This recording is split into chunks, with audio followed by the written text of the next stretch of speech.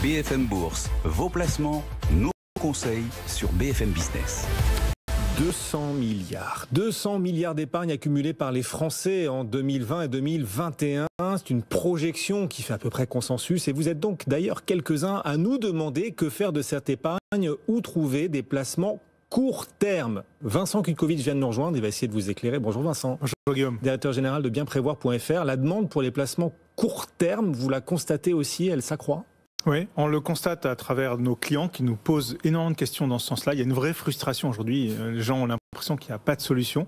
On le voit aussi à travers, vous savez que moi j'aime bien regarder ce qui se passe au niveau du thermomètre mondial de Google et on voit effectivement les notions de recherche de mots-clés autour de court terme dans le domaine de la finance explosent depuis notamment un an.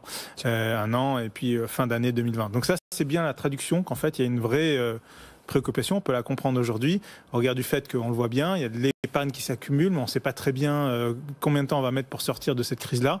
Et mais ce phénomène est là depuis quelques années, puisqu'en fait, on avait déjà des taux très faibles depuis un certain nombre de temps, depuis à peu près la fin des années 2000, depuis le début des années 2010. Et là, en fait, aujourd'hui, j'ai envie de dire, il est temps de mettre de côté cette frustration et de trouver des nouvelles solutions, de remettre à plat un certain nombre de paradigmes.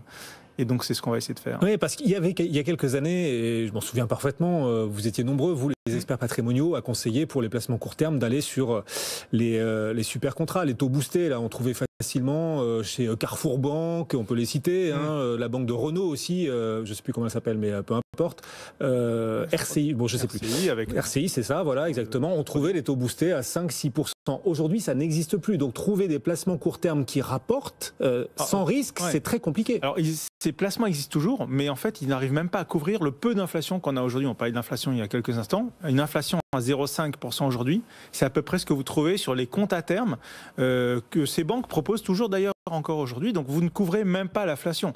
Donc, donc les solutions aujourd'hui pour aller chercher un peu de rendement à court terme, ça passe nécessairement par une prise de risque qu'on n'avait pas l'habitude de prendre.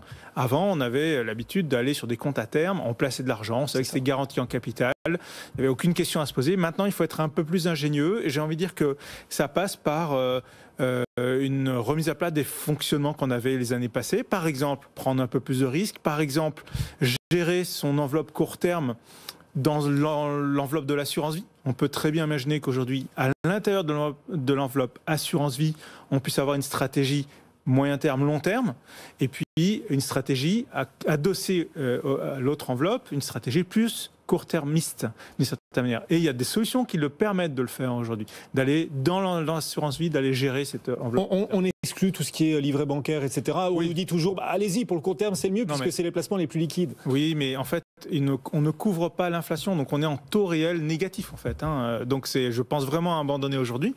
Il y a bien mieux à faire aujourd'hui en allant sur l'assurance vie, par exemple, ou d'autres placements. Et en acceptant donc de prendre un peu plus de risques. Ouais. L'amour du risque aussi qu'on essaie de mettre en avant chaque jour sur BFM Business pour ceux qui souhaitent trouver un peu plus de rendement. Vous nous dites que c'est possible de le faire en assurance vie. Enfin, ouais, c'est la tarte à la crème, non ? Enfin, non. Pourquoi en assurance vie ? On va évacuer. Pourquoi en assurance vie ? Parce qu'en fait, l'assurance vie, c'est un peu, on le dit souvent, le couteau suisse, c'est un peu l'outil qui permet de faire beaucoup de choses. La plupart des gens ont en tête qu'on pouvait faire que des fonds en euros en assurance vie. Et le reste du monde pense qu'on ne peut faire que des unités de compte risquées. En fait, j'ai envie de dire, on peut trouver un chemin entre les deux. Ouais. Et là, ce qu'il faut aller chercher, d'une certaine manière, c'est notamment ce qu'on a vu apparaître ces dernières années. Par exemple, des placements qui investissent sur les infrastructures. On parle beaucoup d'investissements sur les infrastructures. Aujourd'hui, j'ai en tête, par exemple, un fonds en euros qui a un moteur de performance qui est lié aux investissements sur les infrastructures. Là, d'une certaine manière, c'est du long terme dans la gestion, mais étant donné qu'on peut rentrer avec des frais réduits aujourd'hui et que ces placements, les fonds en euros, sont encore des placements qui ne nécessitent pas de frais de sortie lorsqu'on est un particulier, on peut imaginer qu'on utilise le fonds en euros un peu boosté pour aller faire jouer cette stratégie court terme.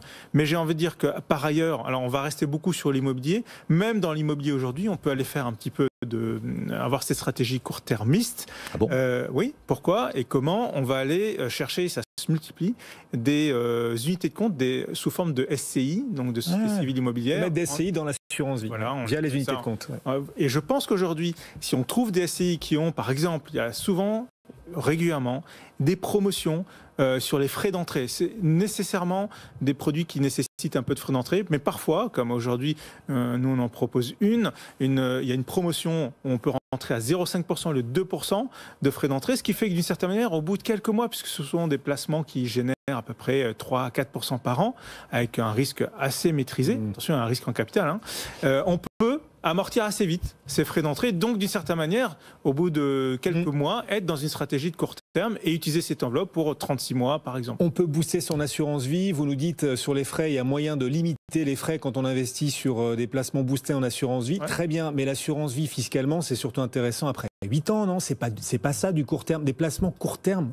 Oui, c'est vrai, vous avez raison, c'est fiscalement intéressant au bout de 8 ans, mais on peut très bien imaginer que la plupart des gens aujourd'hui qui investissent à court terme, souvent en réalité, ils conservent leurs avoirs beaucoup plus longtemps que ce qui est nécessaire. Donc on peut se dire, je me prémunis, à quoi servent les placements à court terme? C'est notamment pour se prémunir contre un coup dur.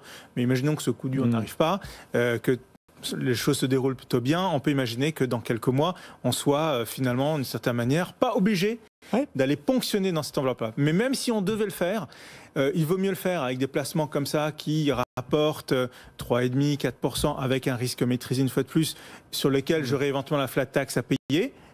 Sachant que là aussi l'enveloppe de l'assurance vie est quand même très très favorable, même après un rachat à court terme. Pourquoi pas l'assurance vie? L'avantage des placements éternels, c'est que comme ils sont éternels, ils sont tous les jours d'actualité. Voilà. Oui. C'est aussi l'avantage. Est-ce qu'il existe quand même, Vincent, est-ce qu'il existe des solutions innovantes qui offrent un horizon de placement un peu plus court que 8 ans quand même? Oui. 24 mois, 36 mois, c'est possible de trouver des solutions pour placer son épargne? Oui, mais il faut prendre un peu plus de risques. Et là aussi, j'ai envie de dire, on va monter d'un grade en termes de risque. D'accord. Je serai très prudent là-dessus, mais il existe effectivement des solutions qui sont liées par exemple au crowdfunding immobilier. On en a beaucoup parlé en fin d'année parce que le bilan était plutôt très bon en 2020. Même si j'attire l'attention des investisseurs sur le fait qu'aujourd'hui, avec la crise du Covid, il y a eu des problèmes de ce qu'on peut appeler des problèmes de sourcing pour les sociétés, les plateformes de crowdfunding à aller trouver des bons projets. Donc il ne faut pas excessivement prendre un risque supplémentaire sur ces outils-là de placement. J'ai envie de dire qu'aujourd'hui, la meilleure solution finalement, et ça commence à émerger, c'est d'aller mutualiser ces investissements dans le domaine du crowdfunding immobilier en plaçant par exemple des fonds. Enfin, j'en connais un. Il y a un fonds qui va aller chercher à investir sur plusieurs plateformes, plusieurs projets. En tout cas, plusieurs projets de crowdfunding immobilier. Ça permet de ne pas mettre tous ses œufs dans le même panier. Exactement. Il lisse son risque. Il lisse son risque. Alors, c'est un FCPR qui a été... c'est une innovation de Club Funding. C'est un FCPR, donc qui veut dire risque. Le R de FCPR, ça veut dire risque. Ceci dit, on a là un objectif de rendement qui est entre 6 et 7%, j'ai envie de dire. Par an. Par an. On investit sur plusieurs produits en même temps, plusieurs projets de crowdfunding immobilier. Oui. Et je pense que c'est une bonne solution aujourd'hui à 24 ou 36 mois. Voilà, c'est ça. Avec un risque. Alors que les FIP et FCPI qui permettent aussi d'investir dans les entreprises, eux sont moins liquides puisque c'est un investissement d'au moins 5 ans. Donc là, c'est du... Tout à fait. Voilà. Ce placement sera peu liquide pendant la période de 36 mois, mais après, on récupère ses fonds, normalement, sans trop de problèmes. 36 mois, c'est pas si long. 3 ans. Merci beaucoup, Vincent Petkovic, qui vient régulièrement nous voir. Bienprévoir.fr. Bon retour.